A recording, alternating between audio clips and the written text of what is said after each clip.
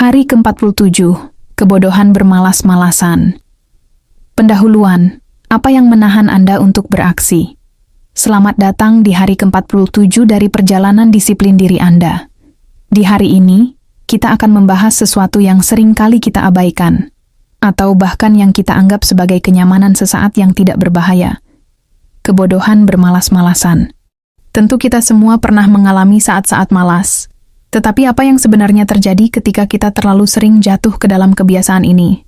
Martin Meadows, dalam bukunya 365 Days with Self-Discipline, mengajak kita untuk mempertanyakan fenomena ini dan menyadari bahaya dari kebiasaan yang tidak produktif ini.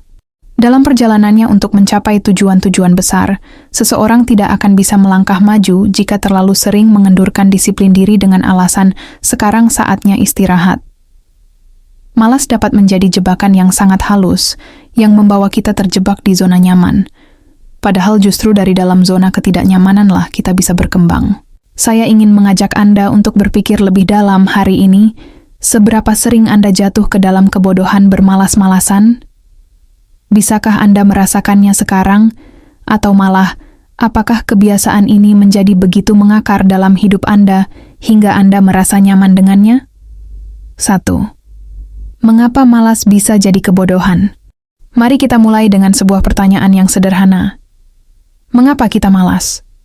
Semua orang pasti pernah merasa malas, baik itu ingin menunda pekerjaan, atau lebih memilih untuk beristirahat sementara waktu daripada melakukan sesuatu yang penting. Tapi Martin Meadows mengingatkan kita, kebiasaan malas bukanlah hal yang normal. Malas sebenarnya adalah kebodohan yang disembunyikan dalam bentuk kenyamanan sesaat. Mungkin Anda merasa bahwa sedikit istirahat adalah cara untuk memperbarui energi. Namun, kebiasaan malas yang tidak terkendali akan membuat kita kehilangan momentum dan menghancurkan tujuan jangka panjang yang seharusnya kita kejar. Kebodohan dalam hal malas bukan hanya tentang beristirahat, tetapi tentang memilih untuk menghindari tugas atau tanggung jawab penting yang akan membawa kita maju.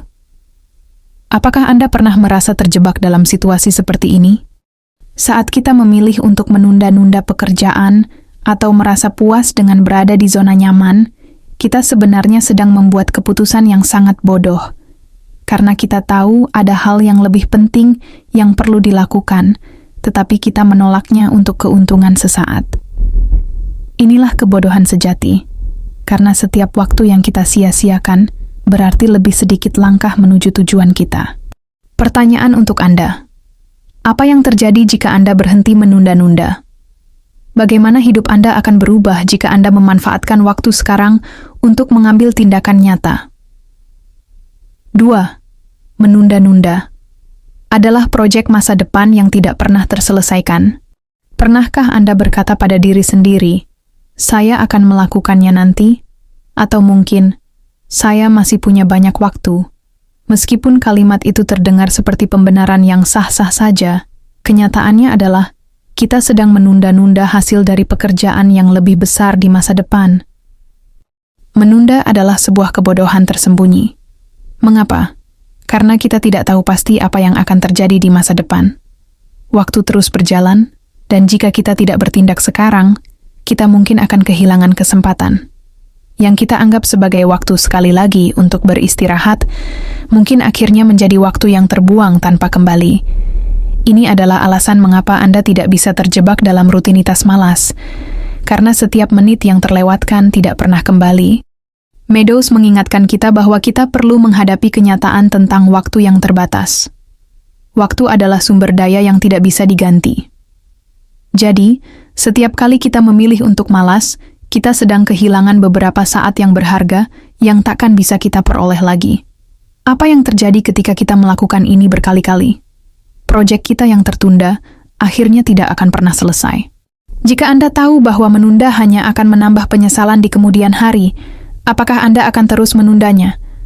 Ketika Anda tahu betapa berharganya waktu, bukankah Anda akan lebih memanfaatkannya dengan cara yang terbaik? 3.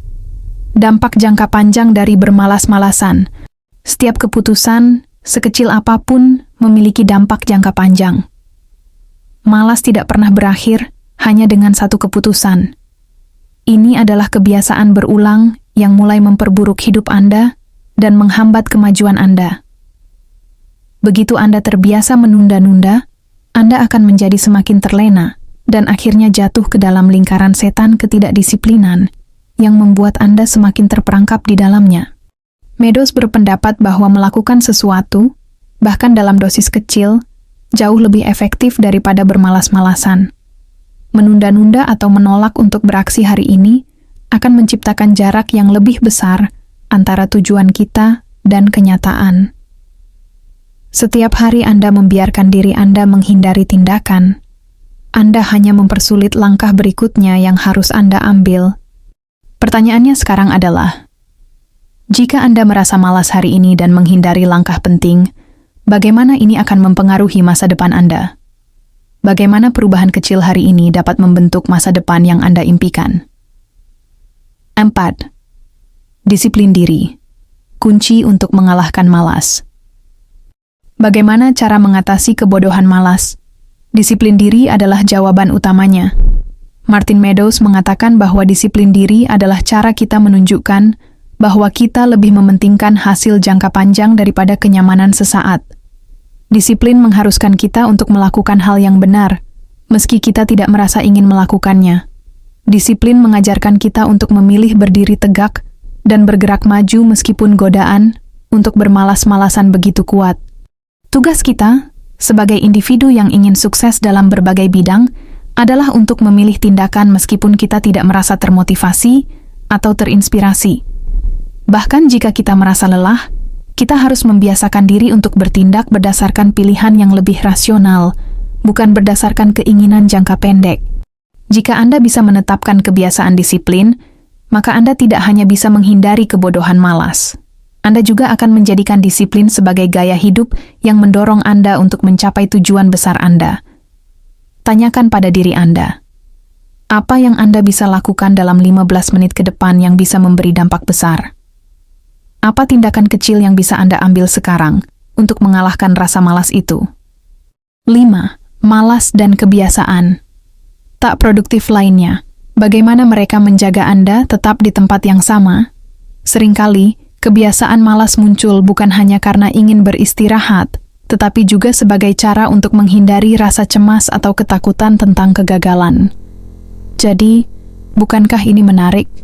Ketika kita takut gagal, kita memilih untuk tidak melakukan apa-apa karena merasa lebih aman berada dalam kebiasaan malas, bukan mengambil risiko. Namun sebenarnya, ketidakproduktifan dan malas justru membangkitkan rasa cemas dan ketakutan lebih besar dalam jangka panjang. Martin Meadows berbicara tentang bagaimana ketidakdisiplinan menghasilkan perasaan kosong yang pada akhirnya meningkatkan rasa frustrasi. Dengan melanjutkan kebiasaan malas, kita bukan hanya tetap di tempat, tetapi kita memberi ruang bagi rasa tidak puas dan kekurangan yang datang ketika kita sadar kita tidak mencapai apapun. Kebiasaan malas adalah kesalahan yang disamarkan dalam kenyamanan, dan kita seringkali lupa bahwa hasil nyata hanya datang dengan upaya yang konsisten dan terfokus. 6. Aksi langkah kecil, mengalahkan kebodohan malas. Solusi untuk kebodohan malas bukanlah dengan mencoba mengubah segalanya sekaligus, melainkan dengan melakukan langkah kecil yang konsisten. Mulailah dari hal-hal sederhana, yang mungkin tidak menarik, yang terasa berat di awal, tetapi terus-menerus melangkah meskipun berat. Menyelesaikan tugas-tugas kecil ini tidak hanya membuat kita lebih produktif, tetapi juga menumbuhkan disiplin dalam diri kita. Malas muncul ketika kita membiarkan tugas besar tampak menakutkan dan tidak mungkin tercapai. Jika kita memilih untuk melakukan sedikit saja hari ini, dan kemudian sedikit lagi besok, kita mulai menyadari bahwa pekerjaan besar bukanlah apa-apa jika kita melakukannya sedikit demi sedikit. Pertanyaan utama hari ini, apa yang Anda dapat lakukan dalam waktu singkat untuk mengatasi rasa malas yang muncul? Bagaimana Anda bisa memanfaatkan waktu Anda untuk melangkah maju, meskipun hanya langkah kecil? 4. Kesimpulan, kebodohan. Tidak ada tempatnya dalam hidup Anda. Kebodohan bermalas-malasan adalah sebuah jebakan yang menghentikan kemajuan. Kebiasaan ini menghalangi kita mencapai tujuan kita, membuat kita merasa nyaman di zona tidak produktif yang menipu. Pada hari ke-47 ini, saya menantang Anda untuk melihat kemalasan dalam perspektif baru. Sebuah kebodohan yang harus Anda taklukkan dengan disiplin. Hari ke-48, mematikan jiwa. Pendahuluan, mengapa kita perlu membangkitkan jiwa? Selamat datang di hari ke-48 perjalanan disiplin diri kita. Pada hari ini kita akan membahas tema yang sangat kuat, namun mungkin menyentuh area yang sangat sensitif dalam kehidupan kita. Mematikan jiwa. Kata jiwa di sini bukan hanya sekadar elemen mistis atau spiritual dalam diri kita, tetapi lebih kepada semangat hidup dan keinginan untuk terus berkembang. Ketika kita berbicara tentang mematikan jiwa, kita berbicara tentang hilangnya motivasi, kehilangan kegembiraan dalam berproses, dan yang lebih penting lagi, kehilangan tujuan hidup. Mematikan jiwa terjadi ketika kita menyerah pada kenyamanan sesaat, pada kebiasaan malas, dan lebih parahnya lagi, ketika kita tidak lagi merasa memiliki tujuan atau misi hidup yang jelas. Hari ini, saya mengundang Anda untuk mempertanyakan, apakah Anda sedang membiarkan jiwa Anda mati perlahan, atau Anda sedang membangkitkannya untuk melangkah ke tujuan lebih tinggi? Timia. Apa itu mematikan jiwa? Saat kita berbicara tentang mematikan jiwa, sebenarnya kita berbicara tentang kondisi ketika kita menyerah pada rutinitas yang tak berarti, kebiasaan buruk yang menahan kita di tempat yang sama, atau bahkan mengabaikan potensi yang ada dalam diri kita. Ini bisa terjadi tanpa kita sadari, seringkali dimulai dari perasaan, tidak ada yang menarik lagi, atau semuanya terasa sia-sia. Mematikan jiwa bukan berarti kehilangan semangat hidup sepenuhnya, tetapi lebih kepada meredupkan tujuan dan ambisi yang mendalam dalam diri kita. Martin Meadows menggambarkan ini sebagai salah satu bentuk kebiasaan yang berbahaya, karena kita lebih memilih untuk berjalan tanpa arah dan lebih sering merasa terjebak dalam rutinitas yang monoton. Pernahkah Anda merasa tidak termotivasi? Apakah Anda mulai merasa bahwa tujuan Anda tidak lagi jelas atau tidak penting lagi? Ini adalah tanda-tanda bahwa jiwa Anda mungkin sedang mati perlahan atau lebih tepatnya, ditekankan oleh kebiasaan-kebiasaan yang membelenggu dan menyita energi Anda. Ketika kita mengabaikan panggilan untuk melakukan lebih dari apa yang kita lakukan sehari-hari, baik itu dalam bentuk tantangan, tujuan, atau perubahan, kita berada di jalur untuk mematikan jiwa kita. Kehidupan yang tanpa tantangan berarti kehidupan yang penuh ketidakpastian. Tidak ada gairah untuk berproses. 2. Dampak dari mematikan jiwa. Bayangkan sebuah lilin yang menyala terang di ruang gelap. Lilin itu melambangkan semangat hidup, gairah untuk berkembang, dan motivasi untuk meraih tujuan. Tetapi saat Anda terus membiarkannya berada di ruang yang lembab, tanpa angin dan udara segar, ia akan padam dengan sendirinya. Inilah yang terjadi ketika kita tidak memberi ruang bagi jiwa kita untuk berkembang. Kami hidup hanya untuk bertahan, tidak untuk menciptakan perubahan. Apa yang terjadi jika kita membiarkan jiwa kita mati? Dampaknya luar biasa besar, bukan hanya pada tujuan hidup kita, tetapi juga pada kesehatan fisik dan mental. 4.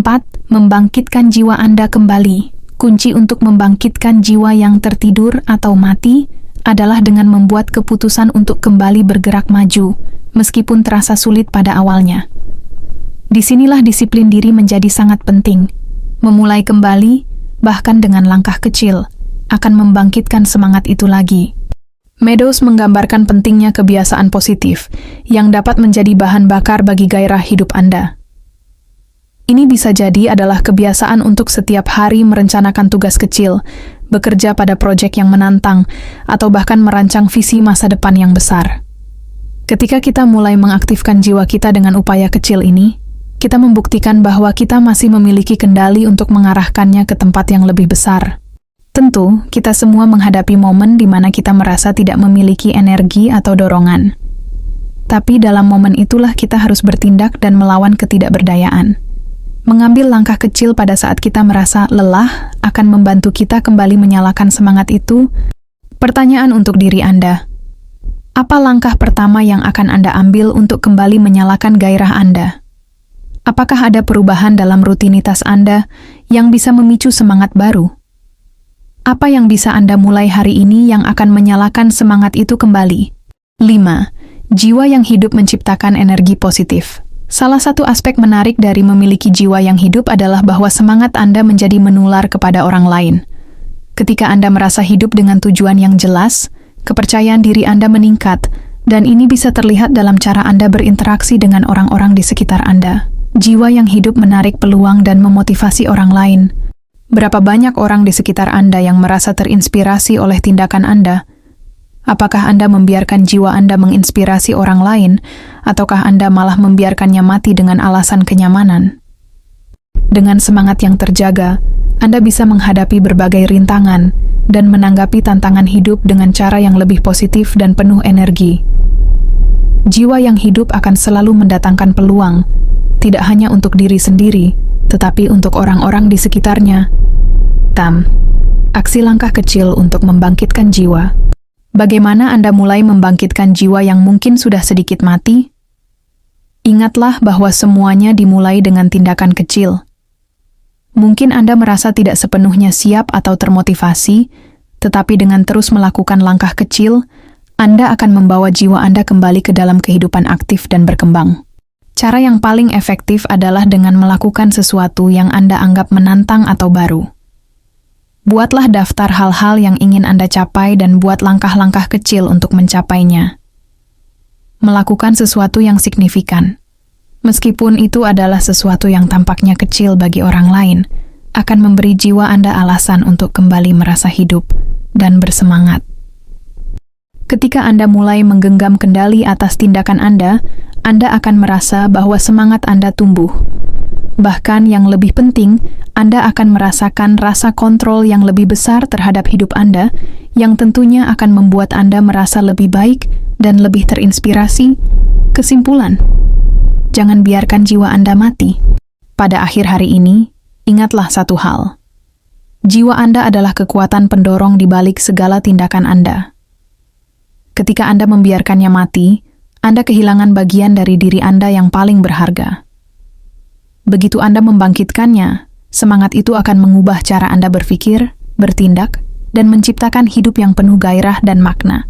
Tugas hari ini, pertanyakan kebiasaan-kebiasaan Anda yang menghambat semangat Anda. Bangkitlah dengan tindakan kecil dan buat tujuan hidup Anda kembali terbakar dengan semangat yang baru. Ingat, hidup ini terlalu singkat untuk membiarkan jiwa kita mati. Hari ke-49, tentang mematuhi nafsu. Pendahuluan, membedakan nafsu dari tujuan sejati. Selamat datang pada hari ke-49 dalam perjalanan kita bersama buku 365 Days with Self-Discipline karya Martin Meadows. Hari ini, kita akan membahas topik yang mendalam namun sangat relevan untuk kehidupan kita sehari-hari. Mematuhi nafsu. Apa yang dimaksud dengan nafsu? Dalam konteks ini, nafsu bukan hanya berarti hasrat fisik, tetapi juga segala bentuk dorongan atau keinginan instan yang datang begitu saja, tanpa berpikir panjang. Apakah Anda pernah merasa tergoda oleh hal-hal yang Anda tahu tidak baik bagi Anda, tetapi Anda tidak bisa menolaknya? Ini adalah pergulatan yang dialami hampir setiap orang. Kita sering tergoda oleh keinginan-keinginan sesaat yang tampaknya tidak ada salahnya. Mungkin makanan enak, kenyamanan, atau bahkan kemalasan. Namun di balik semua itu ada pertempuran yang lebih besar. Apakah kita ingin hidup sesuai dengan tujuan besar kita? Atau apakah kita hanya ingin mengikuti arus keinginan yang cepat, sementara kita kehilangan fokus dan arah? 1. Apa? Itu nafsu. Sebelum kita pergi lebih jauh, mari kita tentukan dulu apa yang dimaksud dengan nafsu dalam konteks ini.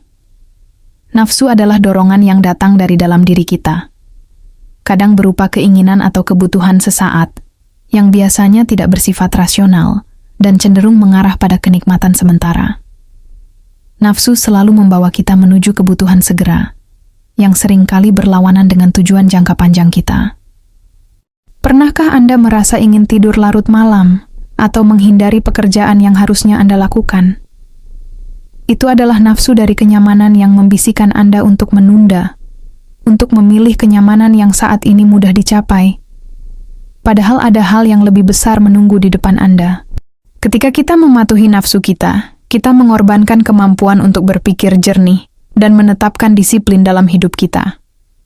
Lalu, Bagaimana kita bisa membedakan antara keinginan yang positif, berdasarkan tujuan, dan nafsu yang merusak? 2. Konsekuensi dari mematuhi nafsu. Ketika kita cenderung mengikuti nafsu, kita memilih jalan yang lebih mudah. Tapi ingat, jalan mudah tidak selalu membawa kita ke tempat yang baik. Mematuhi nafsu dalam jangka pendek bisa memberikan kenikmatan, tetapi dalam jangka panjang, ia seringkali menyisakan penyesalan. Contoh paling sederhana, pernahkah Anda makan berlebihan dan merasa bersalah sesudahnya? Nafsu untuk makan lezat saat itu memberikan kesenangan sesaat, tetapi setelah itu ada rasa sesal dan rasa tidak sehat yang mengikuti. Ini adalah contoh mematuhi nafsu. Ketika Anda memberikan ruang bagi nafsu untuk mengendalikan Anda memilih kenyamanan jangka pendek tanpa memperhitungkan biaya jangka panjangnya. Nafsu juga muncul dalam bentuk penghindaran tugas yang penting, atau mungkin menghindari keterampilan atau pekerjaan yang benar-benar dapat mengubah hidup Anda menjadi lebih baik. Itu adalah pilihan mudah yang akhirnya membawa dampak besar. Ketika kita sering mematuhi nafsu, kita melihat tujuan hidup yang lebih besar dan lebih berarti semakin jauh, seolah-olah kita sedang membuat diri kita semakin terjebak dalam siklus yang menenangkan, tetapi menguras potensi kita. Refleksi untuk Anda. Apa contoh terakhir ketika Anda mematuhi nafsu dan menyesalinya setelah itu? Bagaimana perasaan Anda sekarang tentang keputusan tersebut? 3. Perbedaan antara nafsu dan tujuan sejati. Salah satu hal yang penting untuk kita pelajari hari ini adalah kemampuan untuk membedakan nafsu dari tujuan sejati. Tujuan sejati adalah keinginan atau impian jangka panjang yang bisa membawa kita ke kebahagiaan, kesuksesan, dan pemenuhan hidup yang lebih besar. Sementara nafsu seringkali hanya berfokus pada kepuasan sesaat. Untuk mengetahui perbedaannya, kita perlu mempertanyakan diri kita sendiri. Apakah ini sesuatu yang saya ingin lakukan, karena itu akan membawa saya lebih dekat dengan impian saya? Ataukah hanya sekadar untuk menyenangkan diri saya dalam jangka pendek? Meadows menekankan pentingnya kesadaran dalam membuat keputusan dan memilih tujuan jangka panjang dibandingkan dengan memenuhi keinginan sesaat. Anda perlu berani untuk berkata, tidak, pada keinginan sesaat yang tidak membawa Anda kemana-mana. Proses berpikir kritis adalah keterampilan utama untuk tidak terjerat oleh nafsu. Jika Anda tahu tujuan akhir Anda, maka tidak ada lagi ruang untuk menuruti keinginan-keinginan kecil yang hanya akan menghambat kemajuan Anda. Contoh yang lebih sederhana mungkin bisa terlihat dalam situasi seperti latihan fisik. Mungkin saat berolahraga, Anda merasa lelah dan nafsu untuk berhenti sejenak mulai menggoda. Namun jika tujuan Anda adalah menjadi lebih sehat dan kuat, Anda tahu bahwa sedikit lagi itu akan membawa kemajuan yang berarti. Pattern 4. Mengapa kita sering mematuhi nafsu? Ketika kita berbicara tentang mematuhi nafsu, kita tak bisa lepas dari satu hal yang lebih mendalam, yaitu keinginan untuk menghindari rasa tidak nyaman. Setiap kali kita merasa lelah, takut gagal, atau tertekan, nafsu akan datang untuk menawarkan kenyamanan instan. Coba renungkan sejenak. Apa yang Anda rasakan ketika menghadapi tugas yang menantang? Perasaan cemas atau mungkin keinginan untuk mundur atau menunda pekerjaan itu. Ini adalah ketika nafsu mencari jalan keluar bagi kita, agar kita terhindar dari rasa tidak nyaman, bahkan jika kita tahu itu adalah jalan pintas yang tidak mengarah ke hasil yang kita inginkan. Disiplin diri adalah musuh terbesar dari nafsu. Disiplin mengarahkan kita untuk mengatasi perasaan ketidaknyamanan sementara dan tetap fokus pada apa yang lebih besar, tujuan hidup kita. Ketika Anda membiarkan nafsu menguasai, Anda kehilangan kemampuan untuk bertahan dalam ketidaknyamanan yang sementara kemajuan jangka panjang menunggu Anda di ujung jalan. Unintended. 5. Langkah untuk tidak mematuhi nafsu. Lalu, bagaimana kita bisa mengatasi keinginan untuk mematuhi nafsu? Cara pertama adalah menanamkan disiplin diri dalam hidup kita secara konsisten. Berikut adalah beberapa langkah konkret yang dapat Anda ambil untuk mengubah pola ini. 1. Berfokus pada tujuan jangka panjang. Saat Anda memiliki gambaran yang jelas tentang apa yang ingin Anda capai dalam hidup, langkah-langkah kecil sehari-hari menjadi lebih mudah diprioritaskan. Setiap keputusan yang lebih kecil harus didasarkan pada tujuan besar ini. 2. Mengidentifikasi pemicu. Pahami situasi atau emosi apa yang membuat Anda cenderung untuk mengikuti nafsu. Apakah itu rasa lelah, cemas, atau bosan? Identifikasi ini akan memberi Anda kekuatan untuk memilih respon yang lebih konstruktif. 3. Latihan pengendalian diri. Seperti otot, kemampuan kita untuk menahan diri perlu dilatih. Mulailah dengan tantangan-tantangan kecil. Misalnya, dengan memilih untuk menunda gratifikasi sesaat dan melihat manfaat jangka panjang yang datang darinya. 4. Menerima ketidaknyamanan. Satu hal yang perlu kita terima adalah bahwa ketidaknyamanan adalah bagian dari proses perkembangan. Ketika kita melatih diri untuk bertahan dalam ketidaknyamanan, kita membangun ketahanan mental yang tak tergoyahkan. Mam'an, mengubah nafsu menjadi kekuatan positif. Mungkin terdengar kontras untuk mengatakan bahwa nafsu bisa diarahkan menjadi kekuatan positif, tetapi inilah inti dari disiplin diri. Nafsu pada dasarnya adalah sebuah energi. Jika kita bisa mengalihkan energi itu dari keinginan-keinginan sesaat yang merugikan menjadi dorongan untuk mencapai tujuan yang lebih besar, kita telah mengubah nafsu menjadi kekuatan pendorong. Misalnya, gairah untuk kesenangan bisa diarahkan untuk menciptakan hal-hal luar biasa. Energi yang tadinya mengarah pada kepuasan instan bisa diarahkan pada pencapaian-pencapaian besar yang memiliki dampak lebih besar pada hidup kita dan kehidupan orang lain. Kesimpulan, tindakan Anda hari ini menentukan hari esok Anda. Pada akhirnya, mematuhi nafsu hari ini berarti melepaskan kontrol yang kita punya terhadap kehidupan yang lebih besar. Namun, setiap kali Anda membuat keputusan untuk mengontrol nafsu, Anda mengontrol kehidupan Anda. Sebagai tugas untuk hari ini, mulailah dengan langkah kecil. Tanyakan kepada diri Anda, apakah keputusan yang Anda ambil berdasarkan apa yang benar-benar Anda inginkan? Atau apakah ini hanya nafsu yang berusaha mengendalikan Anda? Kendali diri adalah kekuatan. Ketika Anda memilih untuk tidak mematuhi nafsu, Anda memilih untuk hidup sesuai dengan tujuan yang lebih besar, untuk tetap menuju ke arah yang benar, dan untuk menghadapi tantangan dengan semangat yang tak tergoyahkan.